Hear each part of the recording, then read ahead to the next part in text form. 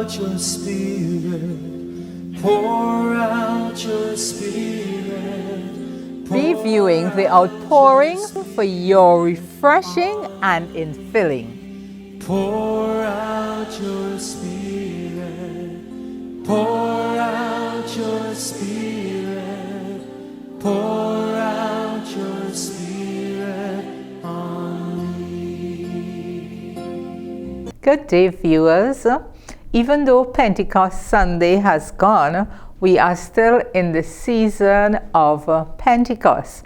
And one of the most powerful books, apart from the book of Acts chapter 2, one of the other books that is important in this season on the Jewish calendar is the book of Ruth, because Ruth has to do with the harvest time.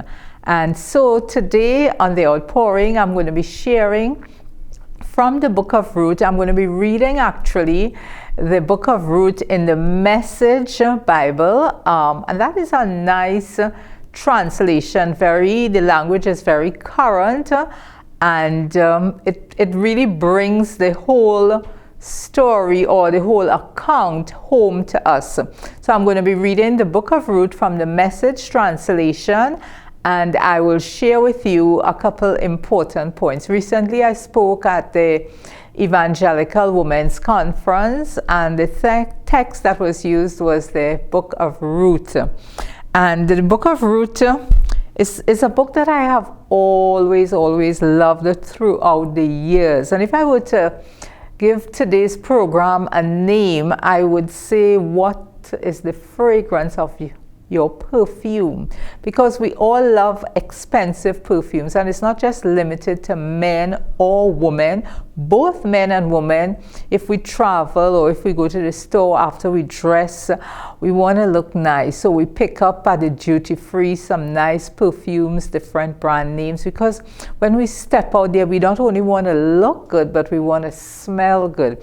And there is a fragrance that comes from us as believers. So my question is, what fragrance are you wearing? Are you wearing the presence, the sweet fragrance of the presence of the Holy Spirit? So the book of Ruth. Once upon a time, it was back in the days when judges led Israel. There was a famine in the land. A man from Bethlehem in Judea left home to live in a country of Moab. He and his wife and his 2 sons. The man's name was Elimelech, and his wife's name was Naomi. His sons were Mahlon and Chilion, all Euphrates from Bethlehem in Judea. They all went to the country of Moab and settled there. Elimelech died, and Naomi was left with her 2 sons.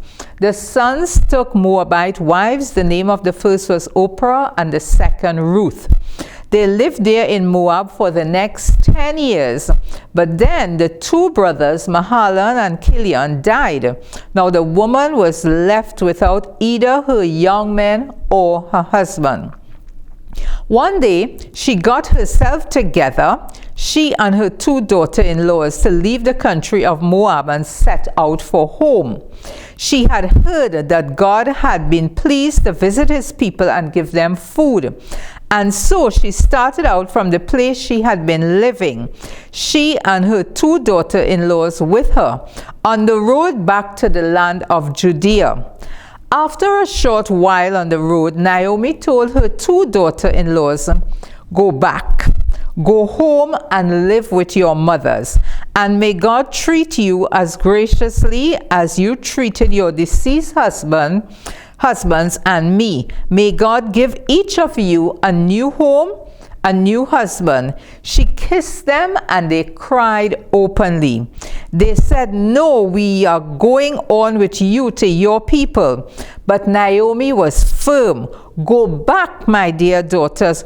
Why would you come with me? Do you suppose I still have sons in my womb who can become your future husbands?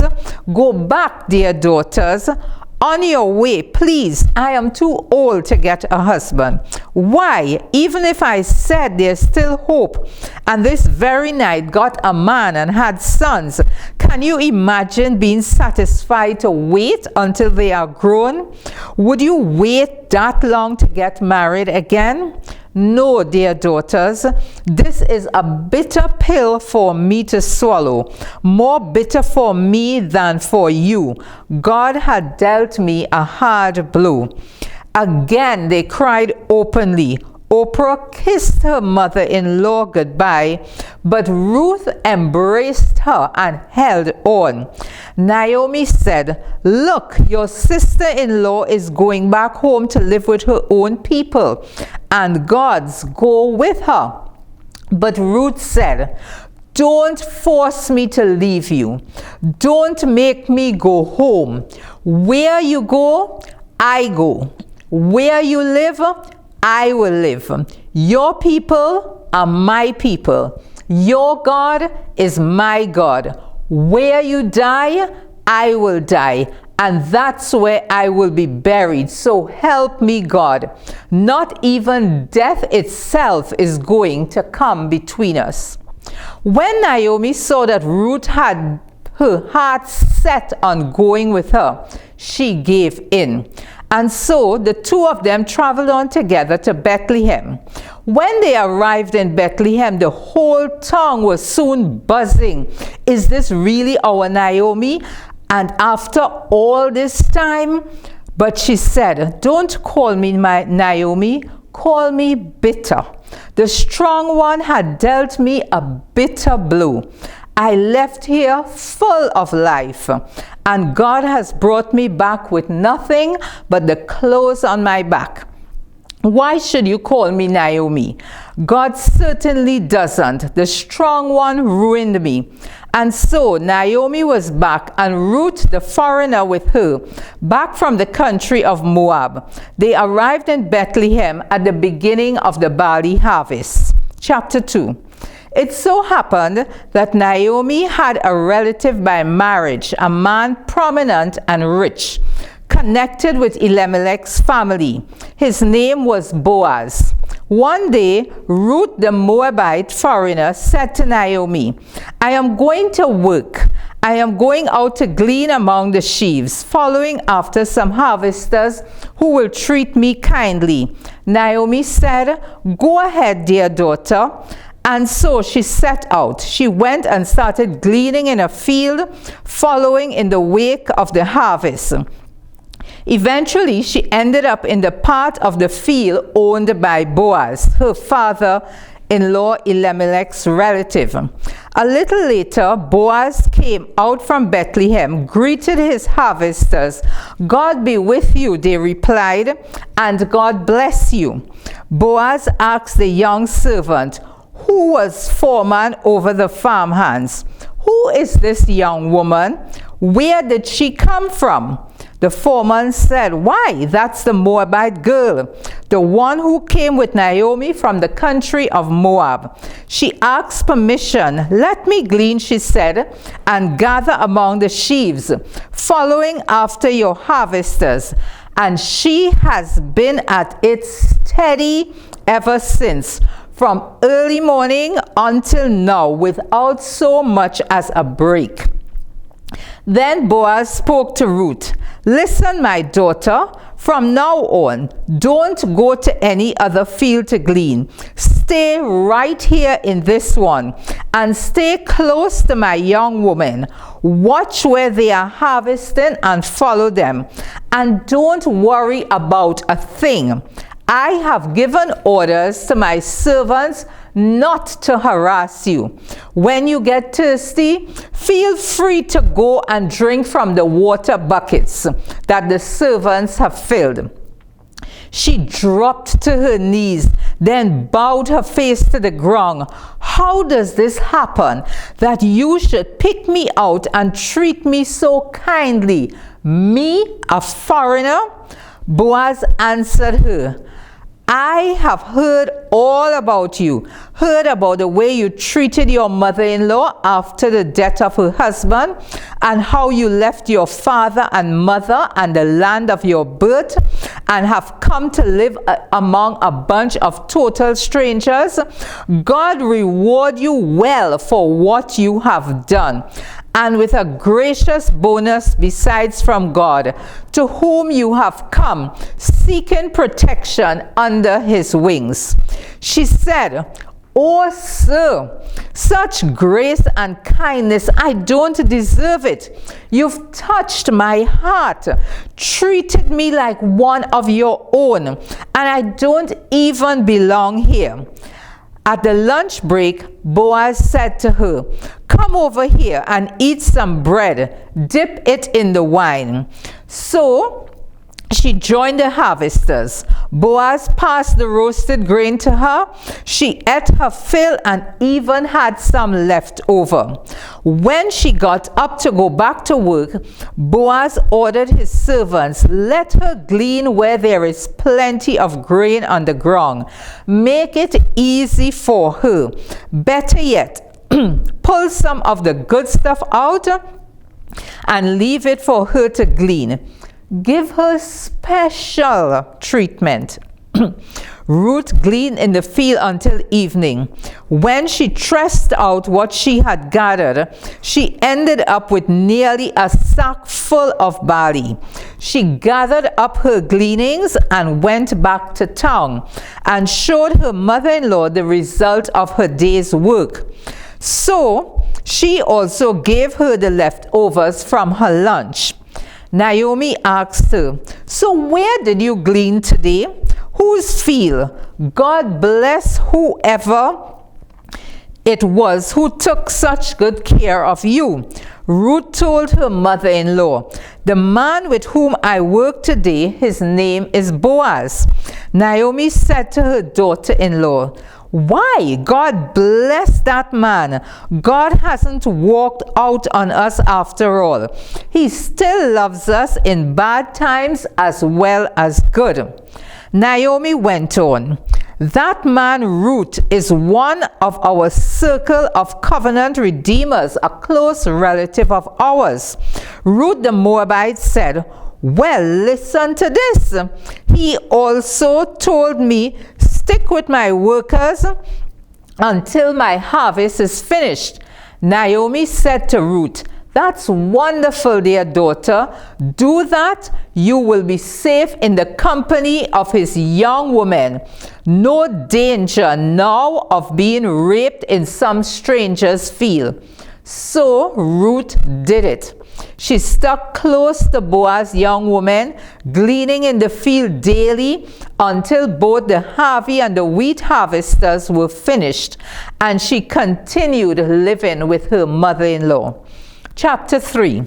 One day, her mother-in-law Naomi said to Ruth, "My dear daughter, isn't it about time I arrange a good home for you so you can have a happy life?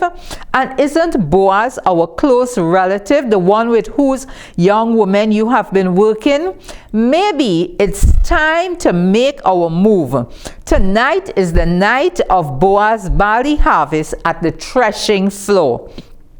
Take a bath, put on some perfume, get all dressed up and go down to the threshing floor. But don't let him know you are there until the party is well underway and he has plenty of food and drink. When you see him slipping off to sleep, watch where he lies down and then go there. Lie at his feet and let him know that you are available to him for marriage. Then wait and see what he says. He will tell you what to do." Ruth said, "If you say so, I will do it just as you have told me." She went down to the threshing floor and put her mother-in-law's plan into action. Boaz had a good time eating and drinking his fill. He felt great. Then he went off to get some sleep, lying down at the end of the stack of barley. Ruth quietly followed. She lay down to signal her availability for marriage. In the middle of the night, the man suddenly startled and sat up surprised. The woman asleep at his feet. He said, "And who are you?" She said, "I am Ruth, your maiden. Take me under your protection wings. You are my close relative. You know, in the circle of the covenant redeemers, you do have the right to marry me." He said, "God bless you, my dear daughter. What a splendid expression of love. And when you could have had your pick of any of the young men around.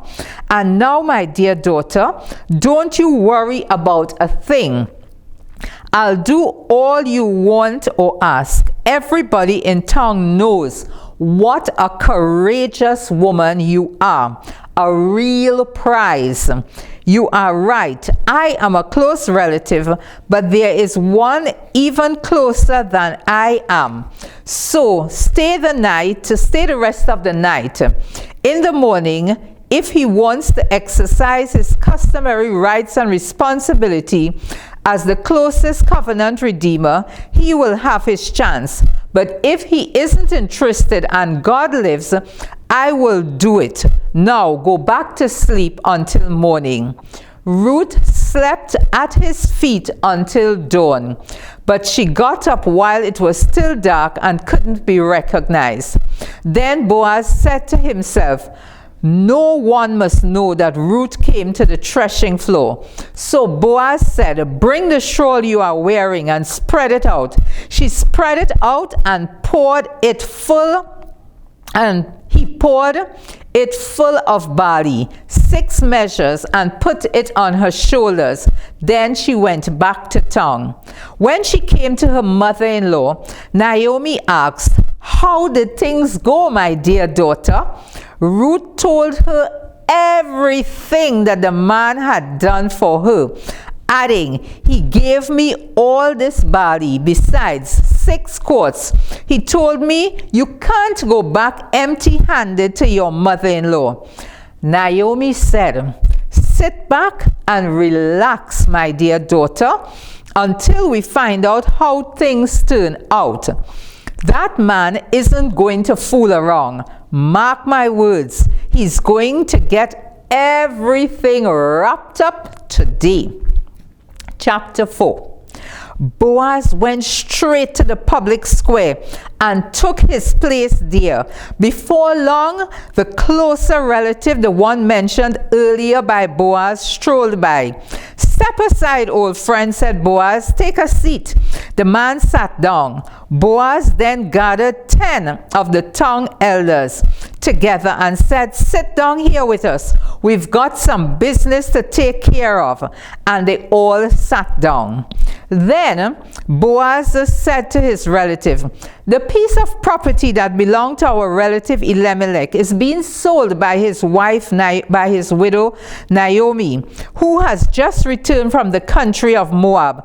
I thought you ought to know about it. Buy it back if you want. You can make it official in the presence of those sitting here and before the town elders. You have first redeemer rights. If you don't want it, tell me so that I know where I stand. You are first in line to do this, and I am next after you." He said, "I will buy it." Then Boaz added, "You realize, don't you, that when you buy the field from Naomi, you also get Ruth the Moabite, the widow of our dead relative, along with the redeemer responsibility to have children with her and carry on the future inheritance, the family inheritance." Then the relative said, "Oh, I can't do that. I'll jeopardize my own family inheritance. You go ahead and buy it. You can have my rights. I can't do it." In the olden times in Israel, that's how they handled official business. Regarding matters of property and inheritance, a man would take off his shoe and give it to the other person. This was the same as an official seal or personal signature in Israel. So when Boaz's Redeemer relative said, go ahead and buy it, he signed the deal by pulling off his shoe. Boaz then addressed the elders and all the people in the town square. That day, you are witness today that I have brought from Naomi every responsibility for Ruth the foreigner, the widow of Mahlon. I will take her as my wife and keep the name of the deceased alive, along with his inheritance. The memory and reputation of the deceased is not going to disappear out of this family or from his hometown. To all this you are witnesses this day. All the people in the town square that day, backing up the elders, said, yes, we are witnesses. May God make this woman who is coming into your household like Rachel and Leah, the two women who built the family of Israel. May God make you a pillar in Epaphrath and famous in Bethlehem. With the children God gives you from this young woman, may your family rival the family of Perez, the son Tamar brought to Judah.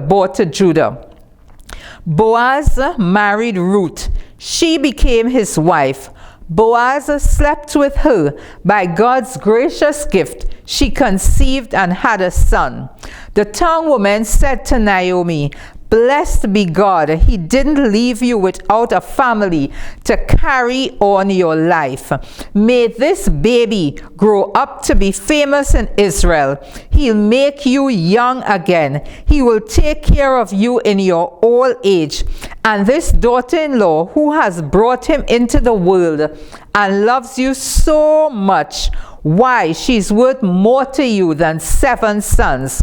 Naomi took the baby and held him in her arms, cuddling him and cooing over him, waiting on him hand and foot. The neighborhood women started calling him Naomi's baby boy, but his real name was Obed. Obed was the father of Jesse, and Jesse was the father of David. This is the entire book of Ruth.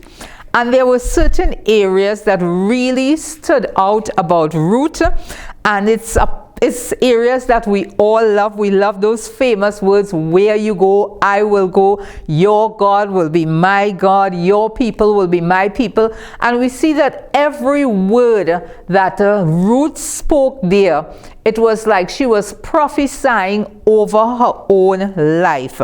Now I want us to bear in mind that Moab came from, I would call it a manless generation, because Lot had 2 daughters, and these 2 daughters had no husbands, and they decided, look, let's get our father drunk and sleep with him.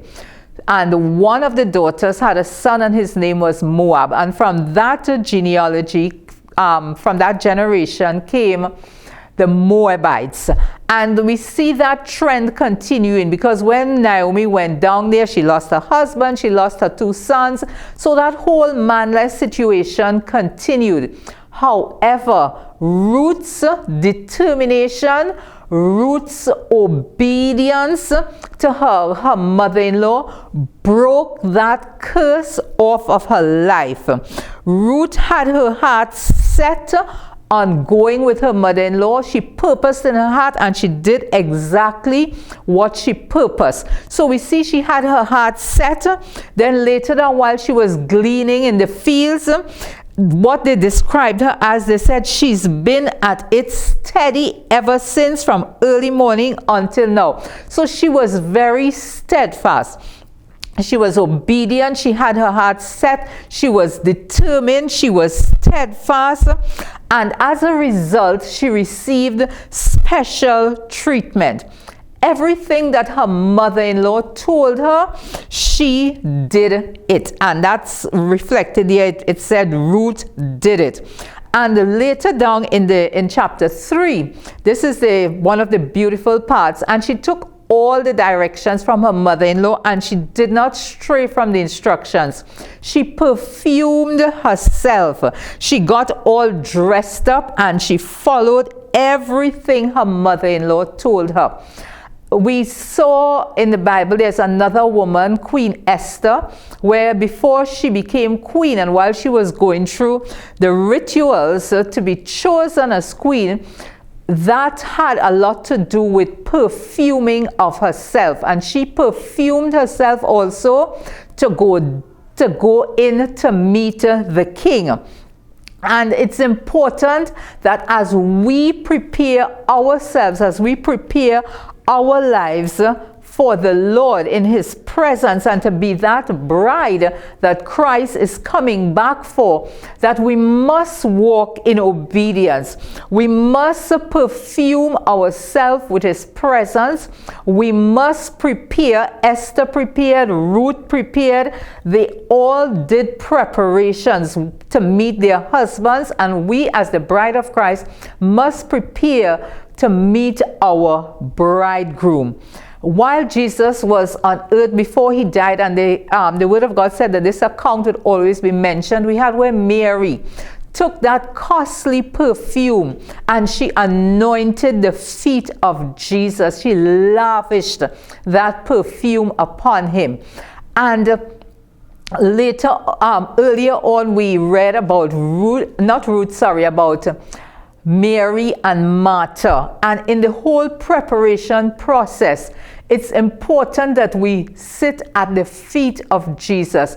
Ruth stayed at the feet of Boaz. When Queen Esther was going to make petition for her people, she went to the feet of her husband, the king. The woman, Mary, when she took all that oil and the perfume, she lavished it on Jesus' feet. With Mary and Martha, we saw a similar thing happening. Martha was busy in the kitchen, but Mary sat at Jesus' feet.